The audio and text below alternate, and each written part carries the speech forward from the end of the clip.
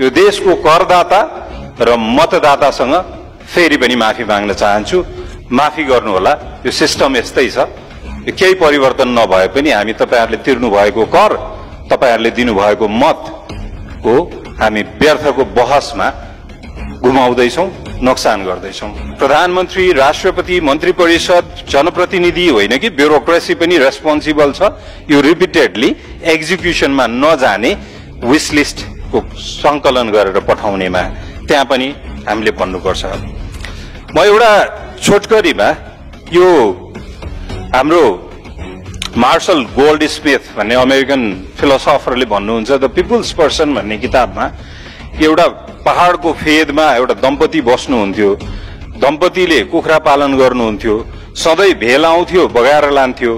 धेरै वर्षपछि त्यही कथा भएपछि श्रीमान श्रीमती कहाँ जान्छन् र भन्छन् कि म त थाके, जति जे गरे पनि परिणाम त त्यही आउँदो रहेछ, म हारे भनेर भन्नुहुन्छ। अनि श्रीमतीले भन्नुहुन्छ कि तिम्रो समस्या के हो? त्यो पहाड हो, त्यो पानी हो कि कुखुरा हो? त्यो पहाड त तिमी परिवर्तन गर्न सक्दैनौ, भनेको हामी देशको भूगोल त परिवर्तन गर्न सक्दैनौ। त्यो पानी त हामी परिवर्तन नियन्त्रण गर्न सक्दैनौ, जे छ त्यही छ।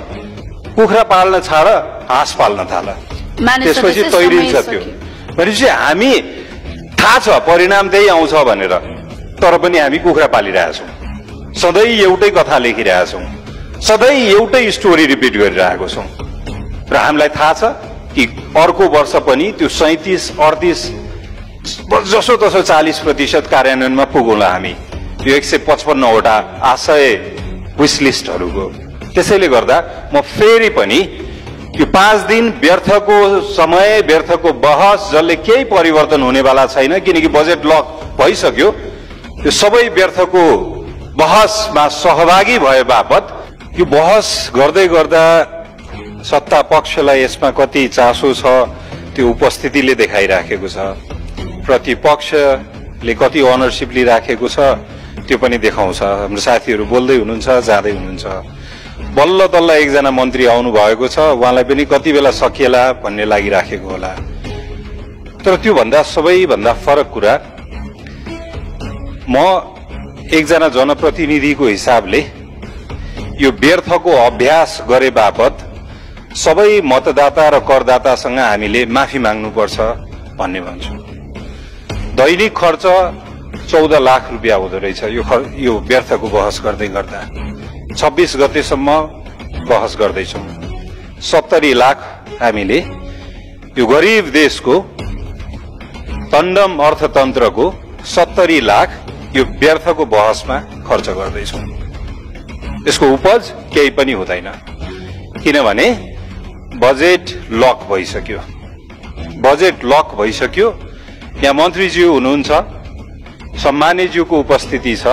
हामी सबैलाई थाहा छ, सत्ता पक्ष प्रतिपक्ष, किनकि कुनै न कुनै कालखण्डमा हामी यता र उता बेन्चमा बसेकै छौँ।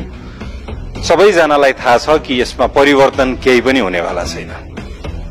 भोलि गएर 5 दिनको बहसपछि हुन्छ वा हुँदैन भनेर यहाँबाट वाचन हुन्छ र यताबाट हुन्छ भन्नुहुन्छ, हामीहरू मौन बस्नेछौँ र 70 लाखको उपज केही पनि हुने छैन। कृपया यो नगरौँ। हामीसँग त्यति व्यर्थको बजेट छैन, स्रोत छैन।